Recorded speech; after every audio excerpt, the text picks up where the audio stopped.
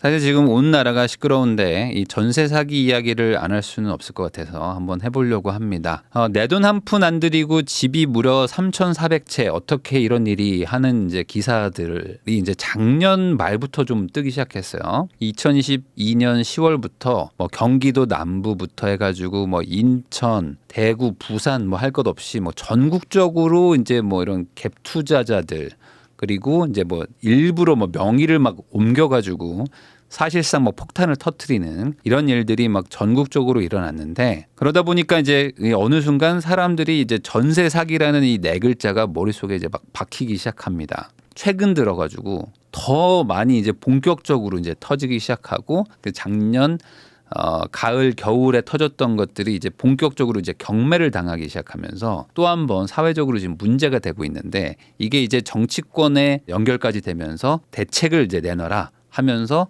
어떻게 이걸 처리할 거냐 사회적으로 이슈가 되고 있죠. 최근에 또 터진 게 또 동탄 오피스텔 250채인데 부부 명의로 이제 250채를 가지고 있는데 중개사들과 짜고 치는 것처럼 한 것으로 지금 뭐 점점 밝혀지고 있는 것 같더라고요. 근데 이제 저도 이제 투자를 해봤지만 현실적으로 일반인이 투자 목적으로 개인이 직원을 두지 않고 한 20채?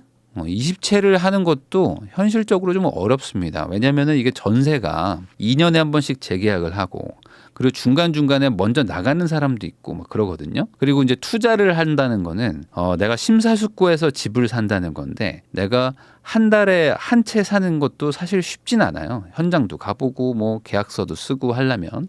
근데 이 분들은 보면은 하루에 6채도 사고 막 그러거든요. 몇 년 안에 막 한 2, 3년, 3, 4년 안에 막 200채를 산다? 이게 뭐 쉽지는 않죠. 현실적으로.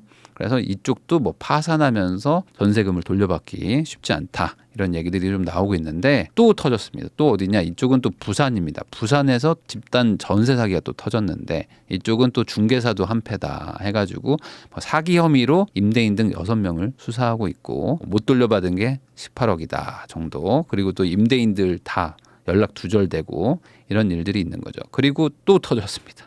이게 지금 계속 터지는데 구리에 또 빌라왕이 또 하나 있대요. 전세 사기에 공인중개사가 이제 300명 정도가 가담을 했는데 구리 등 수도권 일대에 900채를 가지고 있는 분이 또 있습니다. 그래가지고 빌라랑 오피스텔을 두고 전세 사기 행각을 벌였는데 공인중개사 300명이 개입을 했고 그리고 그 중에서 일을 많이 한 20명을 사기 혐의로 입건해가지고 수사를 하고 있습니다. 이런 분들은 거의 대부분 다 명의를 넘겨준 약간 바지 사장 뭐 그런 경우들이 대부분입니다. 자, 그러면 여기서 이제 의문인 거는 뭐 여러 가지가 있겠지만 우선 왜 이런 일이 일어나는가? 그리고 아까 그 구리 빌라왕도 마찬가지지만 아파트에서 이런 일이 거의 일어나지 않습니다. 대부분 빌라와 오피스텔에서 일어나는데 그 이유가 뭔가 사실 이거는 이제 3년 전으로 돌아갑니다.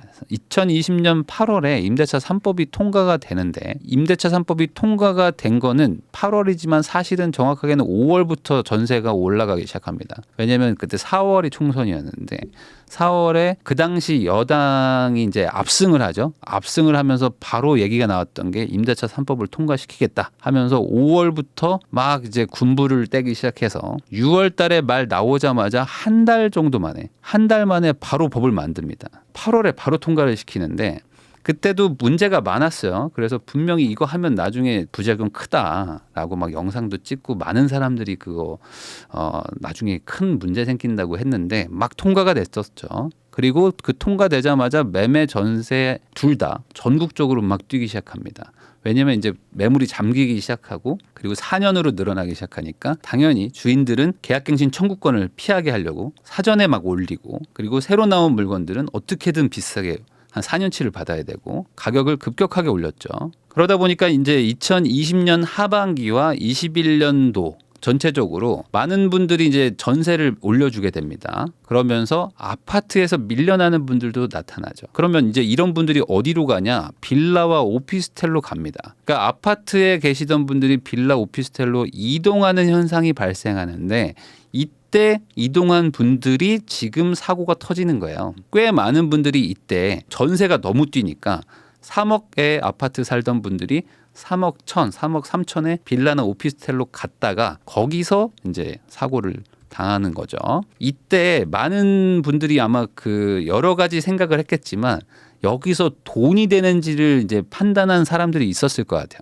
그래서 이제 두 종류가 있는데 첫 번째 작정하고 사기를 치려는 사람들이 있었을 겁니다. 대부분 아파트에 살던 사람들은 어떤 집을 원했냐면은 좀 깨끗한 집을 가고 싶다. 신축 빌라, 신축급 오피스텔 이런 데면 그래도 살만하지라고 생각하는 경향이 있습니다. 그래서 신축 빌라들을 지어요. 그리고 신축 오피스텔들도 엄청나게 지었어요. 그때 아파트 가격이 막 폭등하기 시작하니까 빌라 오피스텔도 분양 많이 했었거든요. 당연히 아무래도 빌라랑 오피스텔은 투자 목적으로 사는 사람들이 훨씬 더 많죠. 그런데 이 신축 빌라 오피스텔을 세입자들이 선호하니까 어떻게 하냐? 비싸게 전세를 맞춰가지고 갭을 줄여가지고 어떤 데는 전세가 매매가보다 더 높게 해가지고 무피 투자, 어떤 데는 아예 풀피 투자. 비싸게 맞춰놓으면은 분양이 잘 된단 말이죠. 그래서 요 세입자들이 떠밀려 오는 거 플러스 신축이니까 얼마나 전세를 잘 맞출 수 있겠어요. 그래서 비싸게 맞추자라는 분위기가 그때 많았습니다. 이 대출이 있는 집에다가 전세를 맞춰 넣기도 하고 대출이 없는데 그냥 집값보다 더 비싸게 맞춰 넣기도 하고 어떻게든 맞춰 넣습니다. 누가? 중개사들이. 그때 많이 했던 게 뭐 에어컨을 막 서비스로 달아주기도 하고 뭐 이자를 막 지원해 주기도 하고 뭐 중개비를 안 받기도 하고 별의별 어떤 서비스들을 막 해줍니다. 왜냐하면 이렇게 전세를 높게 맞춰 놔야 분양으로 이어지거든요. 건설사 그리고 이 시행사들이 분양을 성공적으로 해서 사업을 정리할 수가 있으니까 이게 서로 다 니즈가 맞는 거죠. 그러니까 막 밀려오는 그 세입자들을 최대한 높게 맞추는데 이게 성공적으로 된단 말이죠. 그래서 풀피 투자로 맞춰놓고 집을 정리합니다. 대출 있는 집이 생각보다 전세를 좀 싸게 준단 말이죠. 그거 잘 몰라요, 사람들이. 그러니까 아, 전세가 싸게 나왔구나. 이거 위험한 거 아닌가요? 아, 걱정하지 마. 내가 책임질게 하면서 중개사들이 막 각서도 써주고 막 했답니다. 그러니까 그냥 그런 거 믿고 순진하게 막 들어갔던 거죠. 자, 그리고 두 번째로 명의 갈아 끼우기. 이런 것도 한 거죠. 시세보다 높은 전세를 맞춰버립니다. 시세를 잘 모르죠. 신축 빌라나 신축 오피스텔. 뭐 시세가 2억인데 2억 3천 이렇게 전세를 맞춰버려요. 맞춰놓고 이 집을 명의를 갈아 끼우는 거죠. 누구한테 신불자나 노숙자 이런 분들한테 명의 변경을 시켜주고 그러면 사실상 이제 집을 팔게 된 거죠. 이분들은 어차피 뭐 명의가 의미가 없는 분이니까. 그래가지고 이 두 케이스 모두 세입자로 들어온 순간 사실상 집주인이나 마찬가지인 케이스가 됩니다. 그러니까 나는 그냥 전세 살러 들어왔다가 어느 순간 내가 이거 떠안아서 낙찰 받든지 아니면 돈 날리고 쫓겨나든지. 그리고 이제 두 번째 경우가 이제 사기까지는 아니지만 세입자가 위험한 경우가 이제 이런 거죠. 빌라나 오피스텔이 뭐 시세가 막 아주 막 많이 오르지는 않았잖아요. 아파트가 오르는 것처럼 오르지는 않으니까 이 매매가는 요 정도 올랐는데 전세는 막 이렇게 올랐단 말이죠. 그러니까 이때보다 갭이 더 작아집니다. 이때 거의 빌라랑 오피스텔들 중에 막 갭이 붙어버리는 데가 진짜 많았어요. 왜냐면 사기는 싫은데 전세 수요는 막 엄청 높았거든요. 그러다 보니까 이때 갭 투자를 해야 되겠다는 수요가 막 붙습니다. 근데 이때 그 정부가 취득세 규제를 막 하기 시작했습니다. 그래서 주택 같은 거는 8%, 12% 막 규제를 막 하긴 했는데 오피스텔은 취득세 규제가 없었죠. 그러니까 이쪽으로도 막 몰리기도 하고 취득세 그냥 감수하고 사는 사람들도 많았어요. 그러니까 이 갭 투자 수요를 막 불지핍니다. 그걸 가지고 이제 빌라니까 재개발이나 뭐 시세 차익을 노리는 분들도 있었고 그런 투자 수요까지 붙었는데 그 22년도에 금리가 급등하면서 매매랑 전세가 같이 떨어지니까 지금 전세금 반환을 하기가 어려워진 상태에서 전국적으로 수십 채에서 수백 채씩 가지고 있는 그런 분들이 지금 터지고 있는 거죠. 작정하고 사기친 사람들도 터지고 있는 거고 지금 투자로 목적으로 샀던 사람도 터지고 있는 거고 그러면 작년에도 터질 수도 있었던 거고 전세가 뭐 없었던 건 아닌데 이게 큰 문제가 되는 이유는 임대차 3법도 영향을 줬지만 전세대출이라는 것 자체가 우선 큰 영향을 줬고요. 그리고 전세보증보험도 아주 큰 역할을 하고 있습니다. 크게 이 세 가지가 지금 콜라보를 일으키면서 전세 사기라는 거를 엄청나게 키우고 있다.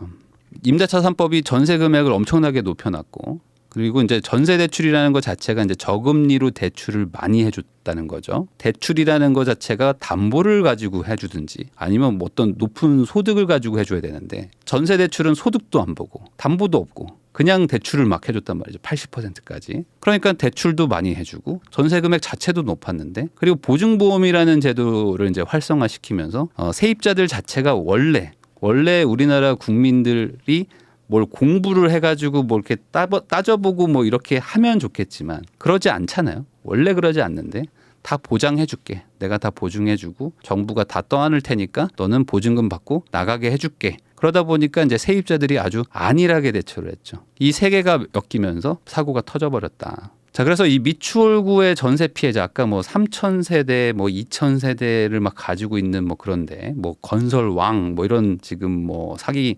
피해자들을 보면은 지금 근저당이 있는데도 불구하고 보증금 7천짜리 전세를 들어가요. 보증금을 또 증액까지 해줍니다. 그러니까 이분도 싼 집에 들어가고 싶은 마음은 알겠는데 대출이 있는 집에 들어가면 안 된다는 얘기도 분명히 들어봤을 거거든요. 근데 이거를 지금 들어갔던 것도 문제지만 요때 들어갔다가 나왔으면 돼요. 이 대출 있는 집에 살다가 이거 경매당하면 큰일 난다. 이런 얘기는 쉽게 들을 수 있는 얘기거든요. 근데 거기서 오히려 증액을 해줘. 증액을 해줘가지고 이제 최우선 변제라는 제도가 있습니다. 2,700, 뭐 3천만 원 정도 건질 수 있는데 그것도 못하는 금액으로 이제 증액까지 해줬다는 거는 이분이 이제 전혀 그런 걸 알아보지를 않은 거죠. 이걸 보상을 만약에 하잖아요. 모든 경매 세입자가 다 이런 경우입니다. 다 대출 때문에 대항력을 잃고 다 근저당 이후에 들어온 분들이 최우선 변제 받고 모자란 거를 날리고 나가고 하는 분들이 많은데, 이런 것도 지금 피해라고 하면 모든 경매 세입자들한테 다 보상하라는 얘기밖에 안 되는 건데, 이거는 국가가 책임질 수도 없고 이건 법의 영역을 이미 많이 넘어가는 건데 이런 것까지 책임질 수 있는 상황은 아니라고 보입니다. 진짜 문제는 시작도 안 한 게 뭐냐면 지금 전세보증금 반환 보증 사고가 지금 22년도에 1조 1,700억이었는데 지금 23년 3월에 지금 8천억입니다.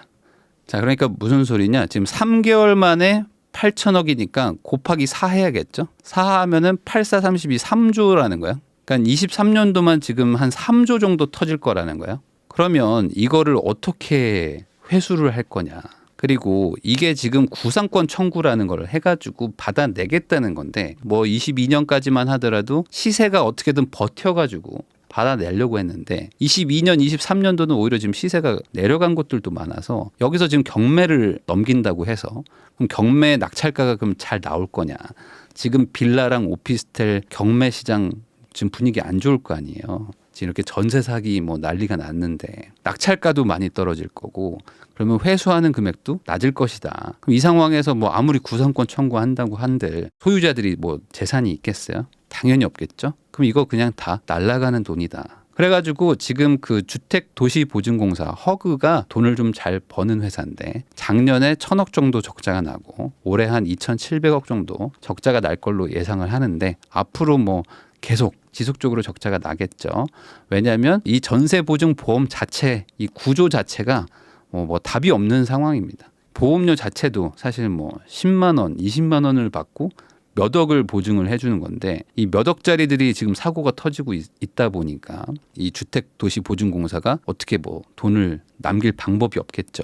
그래서 사실 이 상황을 해결하려면 여러 가지를 바꿔야 되는데 뭐 크게 이 전세 보증 보험도 많이 축소를 해야 됩니다. 정확하게는 보증보험이라는 제도는 뭐 거의 없애는 수준으로 해야 되지 않을까. 이거는 유지 가능한 수준의 제도가 아니라고 저는 개인적으로 생각을 하고 보증보험보다는 그냥 월세를 좀 권장을 한다거나 아니면 그냥 소액임차인 최우선 변제 같은 것들을 좀 강화하는 정도? 이거는 다 돈이기 때문에 뭐 세금으로 어떻게 충당할 수 있는 수준의 규모도 아니고 국민 개개인들이 알아서 적절하게 부담을 해야 되는 거지 뭐 국민들은 막 다 사고치고 다니고 있는데 정부가 알아서 해결하고 이렇게 할 수 있는 것들도 아니거든요. 거기다 전세대출 한도도 많이 좀 축소를 해야 된다고 저는 개인적으로 생각을 합니다. 지금처럼 뭐 80%를 막 빌려주고 저리로 빌려주고 하게 되면은 물론 뭐 국민들이 좋은 집에 가서 살게 된다. 뭐 복지 개념으로 하는 거는 이해는 하지만 뭐 모든 사람들한테 다 해주게 되면 다 같이 똑같은 집에 살게 되는 건 마찬가지거든요. 그러니까 이것도 사실 의미는 없어요. 월세를 살게 할 사람들은 월세를 살게 하고 뭐 전세를 선택할 사람들은 전세를 선택해야 되는데 거의 대부분한테 해주다 보니까 월세 대비 그냥 이자를 깎아주는 그냥 사실상 그냥 이자 깎아주고 월세 깎아주는 보편적 복지처럼 지금 전세 대출이 운영되고 있는데 이런 것들도 좀 이런 사고로 더 지금 연결이 되고 있다고 봅니다. 그리고 지금 그 빌라나 뭐 물론 오피스텔은 뭐 주택수에서 제외해주지만 빌라 쪽에서 사람들이 거주는 해야 되는데 매수를 못하는 이유 중에 가장 큰 게 이 아파트 분양받을 때 주택으로 들어가가지고 청약 가점에서 많이 손해를 보다 보니까 집을 사지는 못하는데 거주는 해야 되니까 계속 전세를 구한단 말이죠. 그러면서 계속 전세 사기에 노출이 되고 그렇다고 뭐 월세를 갈래니까 월세는 또 아까워하고 막 이러는데 사실 아파트를 못 사는 사람들도 많거든요. 그런 분들은 빌라를 사서 거주를 하다가 돈을 잘 모아가지고 나중에 아파트를 뭐 청약을 넣어볼 수도 있는 건데 지금은 아예 빌라 매수 자체를 생각조차 안 하기 때문에 이런 것들을 어느 정도 미연에 좀 방지하려면 이런 것들 주택수에서 좀 제외시키는 것도 한번 생각해 볼 만도 한 것 같고 당연히 전세 대출 한도를 좀 축소시키면은 주인들 입장에서는 그 전세금을 반환을 해야 되니까 LTV 한도를 좀 인상시키면서 전체적으로 전세금을 내주는 만큼 주인들이 주택을 가지고 담보를 받게 해주면서 자연스럽게 시장을 좀 안정화를 좀 시켜야 되겠죠. 궁극적으로는 전세를 좀 월세화로 좀 많이 바꿔놔야 이 시장이 좀 안정화가 될 텐데 이런 것들을 할 것이냐라고 생각해 보면 정치권은 그런 마음이 별로 없을 것 같습니다. 어떻게든 다른 식으로 해결을 하려고 할 것 같다. 왜냐하면 이런 거 하는 거 자체가 뭘 하나만 건드려도 다들 막 난리가 날 만한 문제들이기 때문에 지지율이 좀 문제가 생길 거거든요. 그래서 아마 고양이 목에 방울달기처럼 안 건드리지 않을까. 그래서 지금 정치권에서는 어떤 대책들을 내놓고 있느냐. 임차인한테 우선 매수권을 부여한다. 뭐 이런 것도 있고요. 낙찰 시 저리 대출을 지원하겠다. 뭐 이런 게 있어요. 그러니까 임차인이 낙찰받으면 뭔가 혜택을 주겠다. 뭐 이런 게 있습니다. 그리고 뭐 야당에서는 조금 더 강력한데 뭐 선보상을 하겠다. 그러니까 이제 그 보증금을 먼저 국가가 주고 그 다음에 나중에 뭔가 그거를 뭐 구상권 청구를 하겠다 뭐 이런 것 같아요. 이제 정의당에서도 먼저 지원을 하자. 피해 금액을 어떻게 이거를 이제 세금으로 먼저 주고 그 다음에 경매 등을 통해서 보증금 회수를 하자는데 이 회수가 안 될 거거든요. 이 아까 같이 어떤 근저당 있는 상태에서 뒤에 후순위로 들어간 거는 그냥 날아가는데 이거는 이제 회수가 안 되지만 우선 세금으로 지원하자. 뭐 이런 식의 지금 얘기들이 좀 나오고 있습니다. 그러다 보니까 이제 국토부 장관이 전세 사기 피해금을 국가가 지원하는 거는 안 된다. 사기 피해자를 도와주는 거는 맞지만 그러면 그렇게 되면 사기를 계속 치게 되는 거를 유인하게 되죠. 사기를 치면 국가가 다시 보장을 해주니까 그럼 다시 또 사기를 치게 되잖아요. 이런 걸 하게 되면 선례가 남기 때문에 할 수가 없다. 그래가지고 다른 식의 특별법을 제정한다고 하는데 어떤 내용이냐. 우선 매수권을 주겠다. 낙찰자가 만약에 얼마에 사겠다고 하면 임차인이 그 가격에 사갈 수 있는 우선해서 매수할 수 있는 권리를 준다고 하고 취득세 같은 거 좀 깎아주겠다. 그리고 당연히 돈이 없겠죠. 지금 전세금도 떼이는 판에. 그러니까 장기 저리 융자를 지원하고 그리고 임대로 거주하고 싶다면은 요게 이제 가능할 수 있을지 모르겠는데 LH 등에서 이거를 매수를 해가지고 그 임차인에게 지금 전세 사기 당한 사람에게 공공임대주택으로 제공하겠다고 하는 건데 이것도 사실상 이제 세금으로 지원하는 건데 자금이 될지 그것도 참 어려운 얘기죠. 이 LH가 다른 데에 원래 공공임대를 매입해가지고 빌려줘야 되는데 그걸 이제 전세 사기 당한 집에다가 그 자금을 쓰게 되면은 공공임대를 들어가려고 했던 분들이 못 들어가게 되는 거잖아요.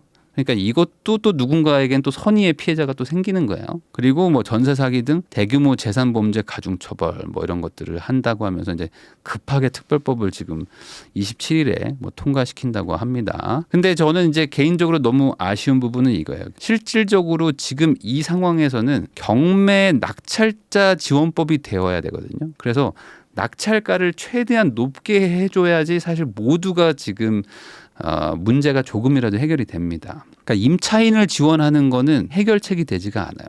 왜냐면 기본적으로 이분들이 임차인이긴 하지만 이 집을 평생 살고 싶어가지고 여기 살고 계신 게 아닐 가능성이 높거든요. 임차인은 그냥 잠깐 사는 거지. 이 집이 너무 좋아서 저 이 집에 매수하고 싶습니다. 그래서 이 집에 전세 들어왔어요가 아니잖아요. 근데 이 집을 낙찰받으라. 낙찰받으면은 저리로 뭐 대출을 해주겠다. 이게 중요한 게 아닙니다. 이분의 돈을 어떻게든 챙겨줘야 되는 거잖아요. 챙겨서 나갈 수 있게 해주는 게 중요한 거지.